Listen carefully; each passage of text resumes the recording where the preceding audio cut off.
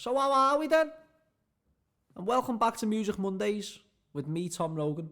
This video is for all Beatles fans like us here at LB Multimedia. But before we start, I'd like to ask you to please like and share this video and just get it to wherever you can, because it doesn't half help us out. And secondly, and most importantly, comment what videos you would like to see on the next episode of Music Mondays for your chance to be mentioned in our next video. But before we start, go downstairs and get a drink, whether it's a cup of tea or coffee, a bottle of Coke. Bring it back up, come back, sit down, relax, take a little, put your legs up, fluff your pillows, and then get ready to watch this video. Are you all sorted now? Are you ready? Alright then. Number 1, Let It Be. Paul McCartney said in an interview that the reason behind Let It Be was because of a dream he had about his mother. Paul said this: "I had a dream I saw my mum, who'd been dead 10 years or so, and it was great to see her. It was so wonderful for me, and it was very reassuring. She was very reassuring.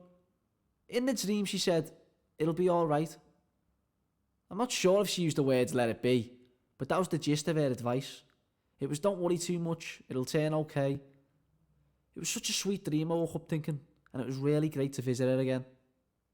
Next we move on to number 2, Hey Jude. Hey Jude seemed to be a song to reassure John Lennon's son Julian that although John and Cynthia had broke up, everything was going to be okay. Paul said this in a past interview: "I happened to be driving out to see Cynthia Lennon. I think it was just after John and she had broken up, and I was mates with Julian. He's a nice kid. And I was going out in my car just vaguely singing this song, and it was like, 'Hey Jules.' And I don't know why, and then I just thought a better name was Jude." Number 3, Strawberry Fields Forever. And moving on to Strawberry Fields Forever, in an interview John said, "Strawberry Fields is a real place. After I stopped living at Penny Lane, I moved in with my auntie who lived in the suburbs in a nice semi-detached place with a small garden. Although John just moved there, it seems pretty blatant that the song was wrote about the place he woke up in every day." With us at LB Multimedia being from Liverpool, we can't forget about the famous landmarks across our city, and the Beatles have simply created these landmarks through the power of their music. That leads us to number 4, Penny Lane. Penny Lane has similar meanings to Strawberry Fields. Paul has explained the reasoning behind Penny Lane on multiple occasions. He said, "It was childhood reminiscences. There is a bus stop called Penny Lane. There's a fire station about half a mile down the road, not actually in Penny Lane, but we needed a third verse. So we took that, and I was very pleased with the line. So the banker, the barber shop, and the fire station were all real locations." Today's Monday music tip: if you're trying to write lyrics or a song about a specific place or time, sometimes it's better to include your imagination and exaggeration. John Lennon and Paul McCartney did this a lot. Many die-hard Beatle fans know that there are a lot more locations in Liverpool that the Beatles refer to on many different tracks. Finally, we move on to another Beatles hit, 8 Days a Week. 8 Days a Week was, in my opinion, the most unusual. Yet in a short interview, Paul McCartney said, "John had moved out of London to the suburbs. I usually drove myself there, but the chauffeur drove me out that day, and I said, 'How have you been?' 'Oh, I've been working hard,' he said.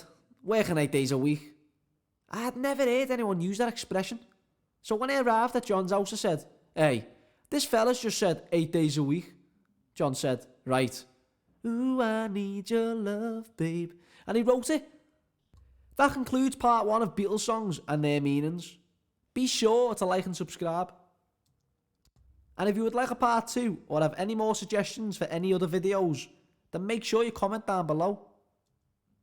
And we're extremely grateful for the support that we've been given on the last video. Whether it was 20 likes, I know I said 50 and we didn't hit it, but hopefully on this video we can try and get 50 likes. Don't forget to share this video around to everyone you know. Like, subscribe, save it, put your notification bell on, click that now, right now. I've been Tom Rogan on your Music Monday. My socials should be in the link. I have a TikTok account, which is Tom Rogan 8, Instagram Tom Rogan 8. Follow me YouTube, which is also Tom Rogan 8. And that's me done for today's video. Have a lovely day or night, wherever you are. Take care of yourselves. And I'll see you in the next video. Ta-da!